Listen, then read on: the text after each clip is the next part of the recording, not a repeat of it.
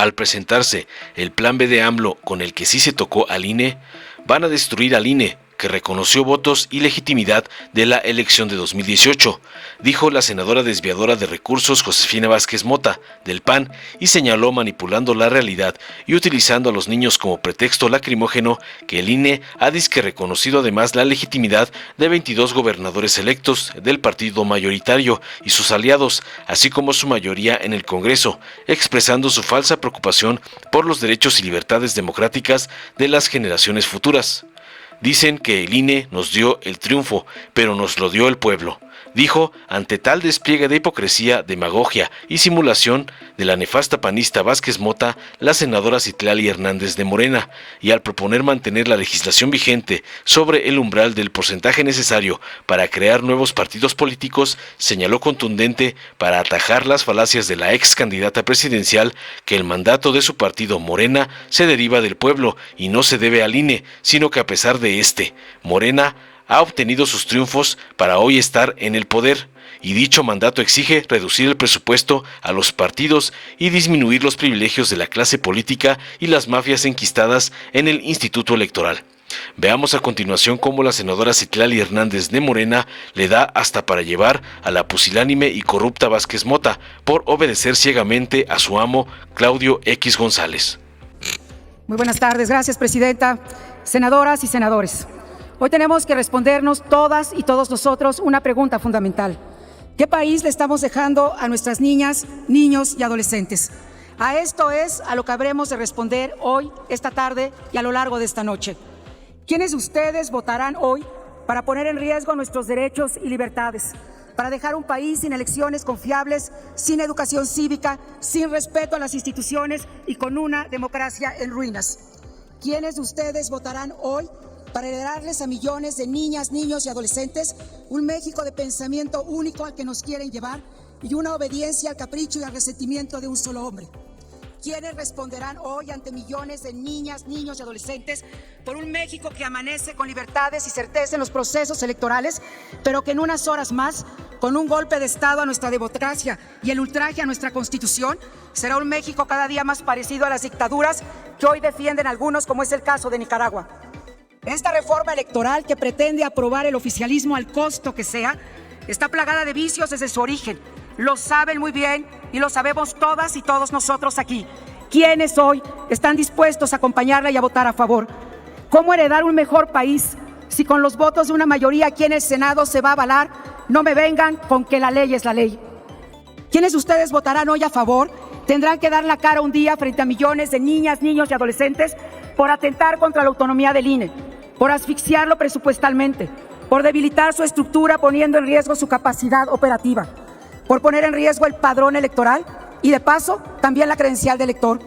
Tendrán que enfrentar a niñas y niños por acabar con el servicio profesional electoral, por desaparecer 300 juntas distritales que son quienes hacen el trabajo de campo, son quienes llegan al último rincón del país para hacer posible que se instalen las casillas y podamos ejercer nuestro voto con derecho, como debe ser, y en libertad.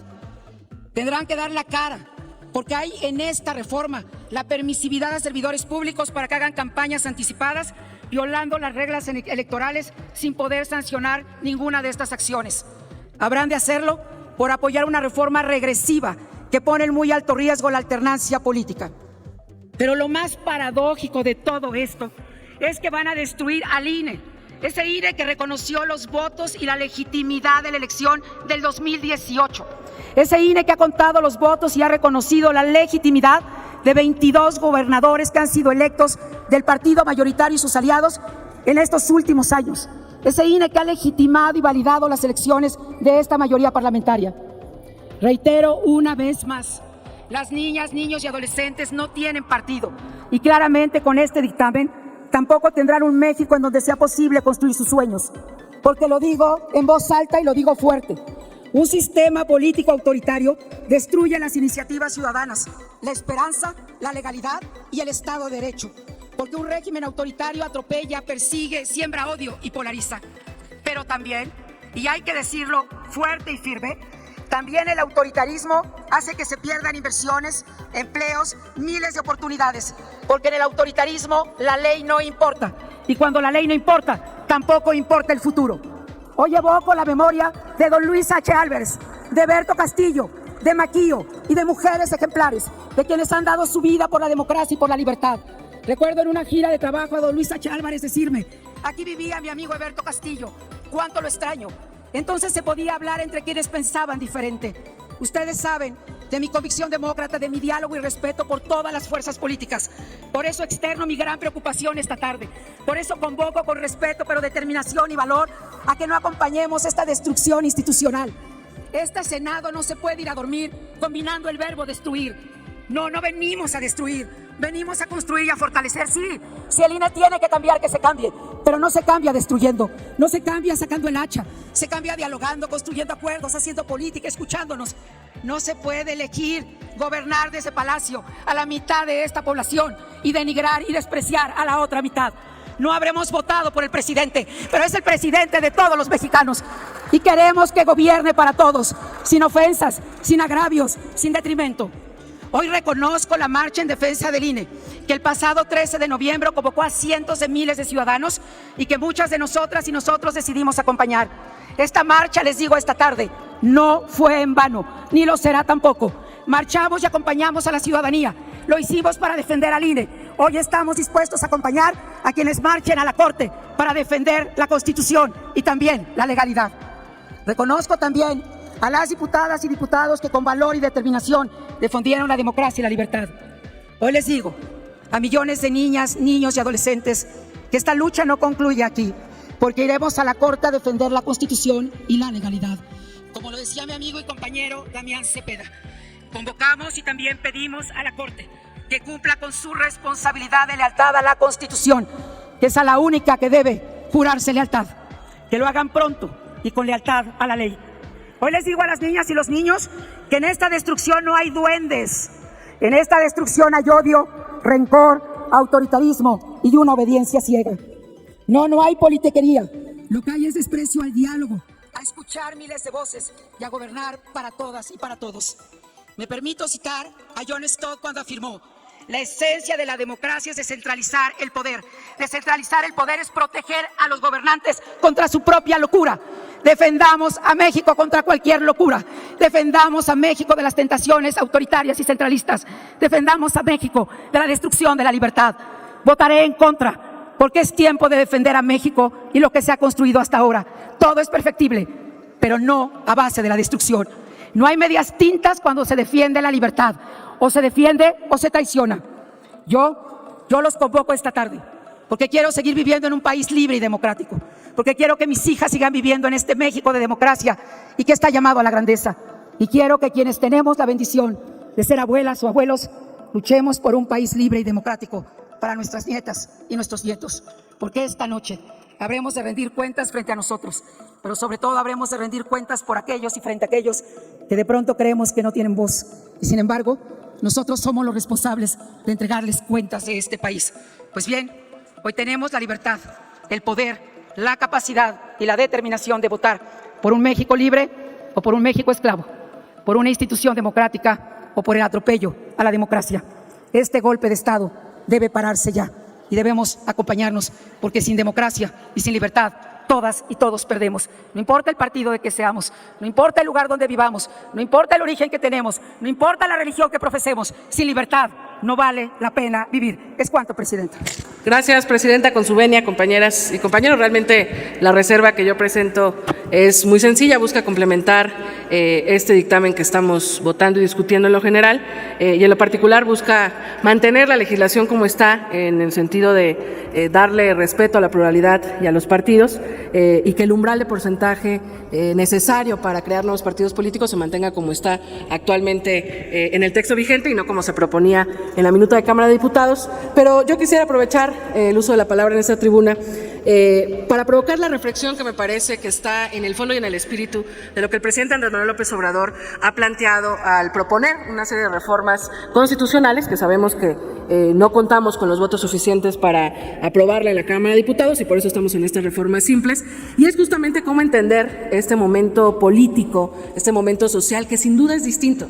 No podemos seguir pensando en un sistema de los partidos para los partidos, de las élites con las élites, y sin entender el clamor social de cambio que ha existido a lo largo del tiempo en este país.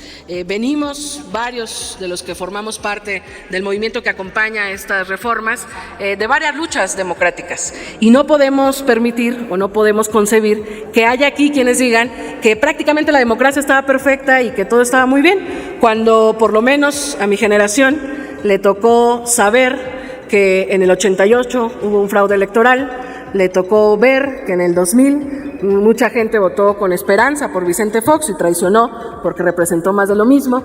A mí me tocó ver a los 16 años, en el 2006, los rostros de rabia, de indignación, las lágrimas, la tristeza por un fraude electoral que ha sido muy doloroso para nuestro país. Me tocó formar parte también del movimiento Yo Soy 132 en 2012, que denunció que los poderes fácticos y que los poderes mediáticos querían e impusieron a un presidente, Enrique Peña Nieto, y además presenciamos la más grande compra de votos que jamás se ha visto en nuestro país a través de las tarjetas Monex, y tuvo el silencio y la complicidad de la autoridad electoral. Entonces, cuando yo escucho a muchos representantes de la cultura política tradicional, que a mi generación, seguramente otros jóvenes no les representan, decir que prácticamente todo estaba perfecto y que nosotros estamos destruyendo y amenazando la democracia y el sistema electoral perfecto, yo creo, entiendo su narrativa, entiendo que ese sistema político les ha permitido vivir mucho tiempo de los privilegios de ese sistema, pero me parece que sí hay que escuchar lo que dice la gente allá afuera, sí hay que escuchar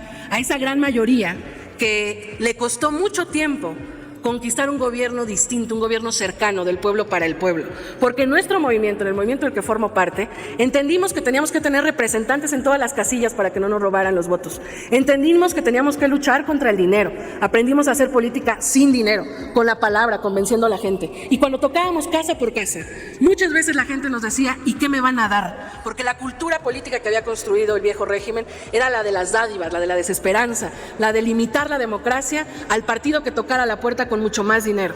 Y lo que nosotros le dimos a la gente, lo que construimos durante varios años, fue un proyecto de nación. La única respuesta y la única dádiva que teníamos entre la ciudadanía es un proyecto de nación que hoy va en marcha, con contradicciones, con errores, con problemas, sin duda, porque todo proyecto político se enfrenta a ello, pero es un proyecto que avanza y es un proyecto que no podemos entenderlo si no hay un sistema político electoral distinto, si no fortalecemos la participación política de la ciudadanía, si no rompemos los vicios del sistema político tradicional, si no acabamos con los privilegios y si no reconocemos que el sistema político construido, sobre todo por el PRI y sobre todo por los neoliberales, fue un sistema muy acomodado, muy cómodo, incluso para la élite académica, que vivió del coto político de vincularse con el poder. Entonces, yo les llamo a que, además del voto que hoy demos, además de la discusión que estamos dando en estos tiempos, pensemos sin regateos, que este es un momento político-social distinto y que estamos llamados a cambiar y a fortalecer y a construir una verdadera democracia. Yo entiendo que hay quienes no tienen como amo al pueblo de México y prefieren